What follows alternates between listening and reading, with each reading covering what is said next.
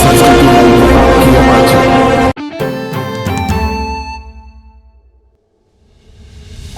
जिला मुख्यालय रोहटसगंज स्थित आर्य समाज मंदिर प्रांगण में सौरभ कुमार भारद्वाज के नेतृत्व में चल रहे संगीतमय श्रीमद् भागवत कथा के तीसरे दिन अयोध्या से पधारी प्रवचनकर्ता देवी विष्णुप्रिया ने अजामिल उपाख्यान, प्रहलाद चरित्र तथा नरसिंह अवतार के कथा का वचन किया।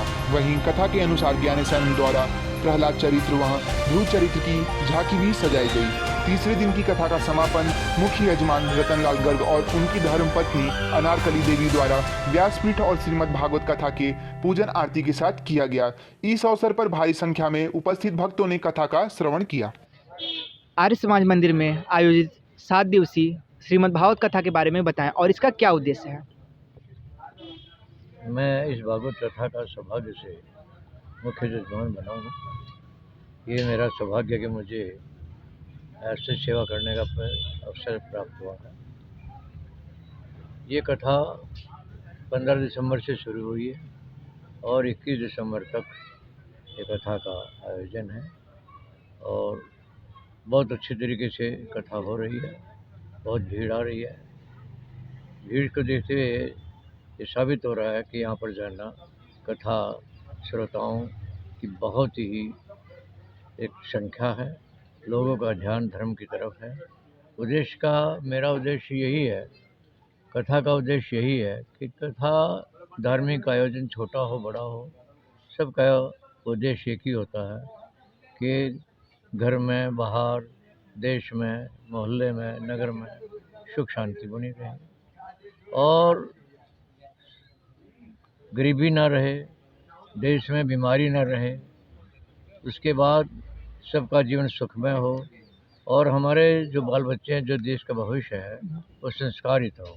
आज कुछ हमारे बच्चे अपना एक सही रास्ता छोड़ करके गलत रास्ते पर चल रहे हैं। हमारा उद्देश्य यही है कि वो उनके अंदर धार्मिक प्रवृत्ति जागे और जब धार्मिक प्रवृत्ति जागेगी, धर्म एक ऐसी चीज़ है जो इंसान को गलत रास्ते से बचा करके सही रास्ते पर ले जाता है।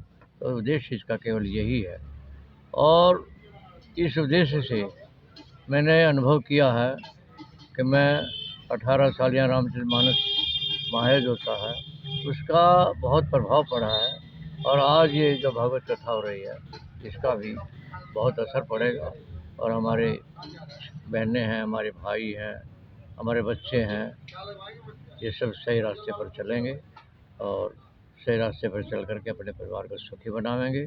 परिवार संस्कारित होगा। जब परिवार संस्कारित होगा तो बच्चे पढ़ने लिखने में भी आगे बढ़ेंगे। कहने का मतलब है मेरा यह है कि देश का विकास होगा, घर का विकास होगा, नगर का विकास होगा, सबका विकास केवल धार्मिक कार्यों से है और इस भागवत कथा का उद्देश्य भी यही है कि हमारे बच्चे संस्कारित बने, हमारे देश का विकास हो। ये हमारा उद्देश्य है।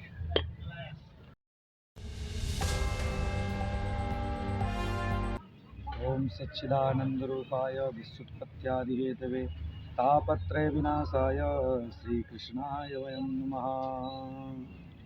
मैं बहुत बहुत सभी का स्वागत करता हूं और इस आर्य समाज मंदिर में आयोजित श्रीमद् भागवत कथा ज्ञान यज्ञ में सभी का बहुत बहुत अभिनंदन करता हूं। सबसे अनुरोध करता हूं कि देखिए यह हमारे क्षेत्र के लिए एक विशेष आयोजन है क्योंकि श्रीमद् भागवत कथा हमको मोक्ष प्रदान करती है। वह हमारे समाज में कैसे हमको रहना है, कैसे चलना है, सब कुछ श्रीमद् भागवत कथा हमको सिखाती है। तो इस श्रीमद् भागवत कथा ज्ञान यज्ञ में इसके मुख्य यजमान के रूप में आदरणीय सम्मानीय श्री रतनलाल गर्ग जी हैं, जो कि हमारे समाज के एक प्रेरणा स्रोत हैं। हमारे जनपद सोनभद्र में यह आयोजित रावर्ट्सगंज शहर में यह आयोजित यज्ञ आप सभी को यह शिक्षा दिलाती है कि सदैव भगवान के चरण और शरण में रहना चाहिए। कहते हैं कि सच्चिदानंद रूपाय विश्वोत्पत्त्यादि हेतवे तापत्रय विनाशाय श्री कृष्णाय नमः। यह श्रीमद् भागवत कथा जो एक बार अपने कानों से इसका एक आधा श्लोक भी सुन लेता है, उसके परिवार में किसी की भी अकाल मृत्यु कभी नहीं होती और उसके परिवार में कभी भी किसी की अकाल मृत्यु हुई हो तो उसका मोक्ष हो जाया करता है। तो मैं इस लाइव के माध्यम से सभी से अनुरोध करता हूं कि अधिक से अधिक संख्या में उपस्थित होकर के कृष्ण भगवान के दिव्य श्रीमद् भागवत कथा ज्ञान यज्ञ को रसास्वादन करें। और इसकी सबसे मुख्यतः बात है कि यह झांकी के माध्यम से श्री भागवत कथा कराई जा रही है और यह श्री 18,000 श्लोकों की श्रीमद् भागवत कथा 18,000 श्लोकों का 7 दिन में वाचन करते हुए इसको पूर्ण किया जाएगा। जैसा कि यह निर्धारित है, तो आप सबसे यही अनुरोध है कि अधिक से अधिक संख्या में उपस्थित हों और अपने मनुष्य रूपी जीवन को कृतार्थ करें, क्योंकि भगवान की कृपा किसी किसी को प्राप्त होती है। हमारे जनपद सोनभद्र के राबर्ट्सगंज धरती में यह आयोजित आर्य समाज मंदिर में यज्ञ विशेष रूप से सभी के लिए विशेष है, इसलिए अधिक से अधिक संख्या में सभी लोग हैं। बहुत बहुत धन्यवाद। श्वास को रोकने का अभ्यास कीजिए, तब आपका ध्यान दृढ़ होगा। तीसरा, असंग से बचने का प्रयास कीजिए, कुसंग ना हो।